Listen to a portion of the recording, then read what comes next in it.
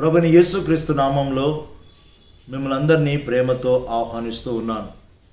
ఈరోజు పరిశుద్ధ వాక్య భాగము విందాం. మత్తయి సువార్త 26వ అధ్యాయము 74వ వచనం వినండి. అందుకు అతడు ఆ మనిషిని నేనెరుగనని చెప్పి శపించుకొనుటకును ఒట్టు పట్టుకొనుటకును మొదలుపెట్టెను. ఈ మాటలు ఎవరితో చెప్తున్నారో బైబిల్ తెలిసిన వారికి బాగా తెలుసు.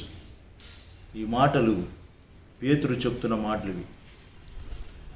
మత్తయి సువార్త 26వ అధ్యాయము 69 నుండి 75 వచనాలలో పేతురు చెప్పిన మాటలు.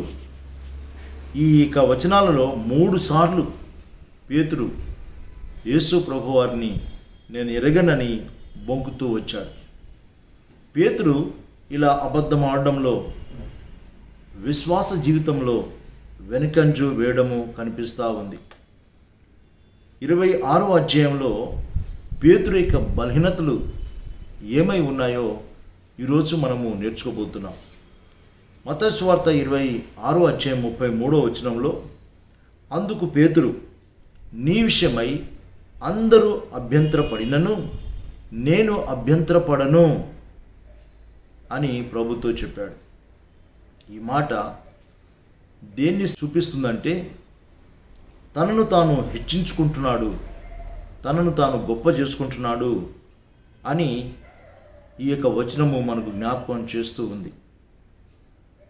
మత్తయి సువార్త 26వ అధ్యాయం 34వ వచనంలో, ఈ రాత్రి కోడికోయకు మునిపే నీవు నన్ను ఎరగనని ముమ్మారు చెప్పిదవని నీతో చెప్పుచున్నానని పేతురుతో యేసు ప్రభువారు చెప్పారు. అవును, నేను బలహీనుడను అని పేతురు ఒప్పుకొని ఉంటే చాలా బాగుండేది. ప్రభువు ఏం చెప్తున్నాడో అదే నా జీవితంలో జరుగుతుంది అని పౌలు ఒప్పుకొని తీరాలి. ఇలా అంటాడు, నేను నీతో కూడా చావవలసి వచ్చినను నిన్ను ఎరగనని చెప్పనని చెప్పాడు. కానీ ప్రభు ఏమి చెప్పాడో అదే పేతురు జీవితంలో జరుగుతూ వచ్చింది. అవును ప్రియులారా, మన జీవితంలో ప్రభు ఏమి నిర్ణయించి ఉంటాడో అదే జరుగుతూ వస్తూ ఉంటుంది అనే విషయాన్ని ఎన్నడూ కూడా మర్చిపోకూడదు. మత్తయి సువార్త 26వ అధ్యాయం 40వ వచనంలో మేలుకొని ప్రార్థించమని ప్రభు చెప్పాడు. కానీ వారందరూ కూడా నిద్రించారు. అనగా విశ్వాసంలో నిరీక్షణలో ఉండి ప్రార్థించవలసిన వారు నిద్రపోతూ ఉన్నారు. అనగా అక్కడ వారి బలహీనతలను మనం చూస్తాం. పేతురు నిద్రించుట అనగా తన శరీరాన్ని తన ఆధీనంలో ఉంచుకోలేదని ఇక్కడ మనము తెలుసుకోవాలి. శరీరాన్ని మన ఆధీనంలో ఉంచుకొని మనము ప్రార్థన చేయాలి. మనకు బలమైన శత్రువు ఎవరో తెలుసా? శరీరమే, నిద్ర. జాగ్రత్త సుమ, ప్రార్థనకు ఇవి ఆటంకము. అందుకోసమే శరీరాశ, నేత్రాశ, జీవపు డొమ్మము ఈ లోకంలో ఉన్నాయి అని ప్రభు జ్ఞాపకం చేస్తూ ఉన్నాడు. పేతురు ప్రభు శక్తి మీద ఆధారపడటం విడిచిపెట్టి కత్తి మీద ఆధారపడడం ద్వారా ప్రభువుకు సంతోషం రాదు. కత్తి కన్నా, మనిషి బలము కన్నా ప్రభు యొక్క శక్తి ఎంతో గొప్పది. పేతురు సమయం రాగానే యేసు ప్రభు వారిని విడిచిపెట్టేశాడు, పారిపోయాడు.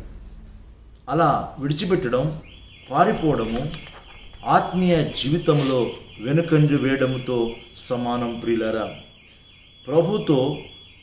ప్రభు దగ్గర సమీపంలో నడవలసిన శిష్యులు ప్రభువుకు దూరంగా వారు నడుస్తూ వచ్చారు.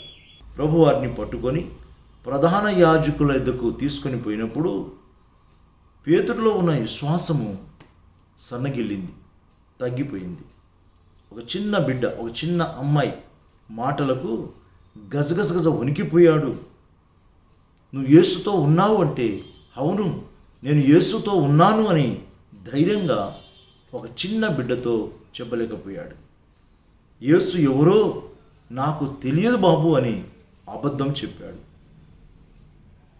మనమందరం కూడా ఒక విషయం తెలుసుకోవాలి, అబద్ధం కూడా పాపమే అనే విషయం ఎన్నడూ కూడా మర్చిపోకూడదు.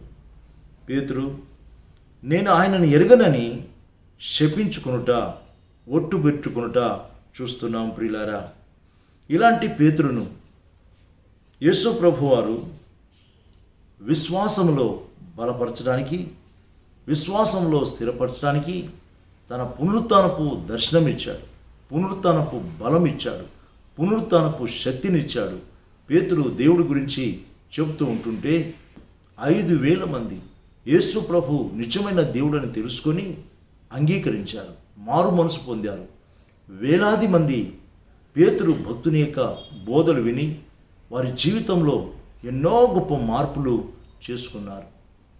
హృదయ మార్పిడి జరిగింది, తలంపులు మారే, ఆధ్యాత్మికంగా ప్రభువును సేవించారు, ఆధ్యాత్మికంగా వాక్యంలో ఎదిగారు. ప్రియులారా, యేసు ప్రభువారు ఇదిగో ఈ వాక్యం ద్వారా మనల్ని దర్శిస్తూ ఉన్నాడు, బలపరుస్తూ ఉన్నాడు. మన విశ్వాస జీవితంలో బలహీనం అవుతూ ఉంటాం, పరిస్థితులు మనల్ని బలహీనపరుస్తూ ఉంటాయి. యేసు ప్రభువారు ఆ పరిస్థితుల్లో కూడా మనకు వాక్యం ద్వారా, లేఖనాల ద్వారా బలపరుస్తూ విశ్వాసంలో స్థిరంగా ఉంచుతూ ఉంటాడు. మనం స్థిరంగా విశ్వాసంలో నిలబడినప్పుడు దేవునికి మహిమ, అనేకులు రక్షింపబడడానికి కారకులు అవుతాం. అలాంటి కృప వాక్యం వింటున్న మనకు పరిశుద్ధాత్మ దేవుడు దయచేయునుగాక. దైవాశీస్సులు ప్రార్థన చేసుకుందాం. ప్రేమ కలిగిన తండ్రి, మహోన్నతుడంటి మా ప్రభువా, పేతురు యొక్క జీవితంలో ఎంత బలహీనంగా కనిపిస్తూ ఉన్నాడో, బలహీనమైన పేతురుని ప్రభువా నాయన మీరు దర్శించి బలపరిచారు, శక్తిమంతునిగా చేశారు. కాబట్టి అనేక వందలాది వేలాది మందిని సత్యం వైపుకు మళ్లించడానికి ప్రభువా ఆయన వాడబడ్డాడు. ఈరోజు ఈ వాక్యం వింటున్నప్పుడు మేమందరం బలహీనులమని ఒప్పుకుంటున్నాం నాయన. మీ వాక్యం చేత బలపరచండి, మీ వాక్యం ద్వారా స్వస్థపరచండి, మీ వాక్యం ద్వారా ఆరోగ్యం దయచేయండి. ఎవరు ఏ బలహీనత గుండా ఉంటున్నారో నాయన మీరు దర్శించండి, వారిని బలపరచమని, ఆరోగ్యము, బలము, శక్తి, నెమ్మది ప్రసాదించమని యేసు ప్రభు పేరిట ప్రార్థిస్తున్నాం తండ్రి. ఆమేన్.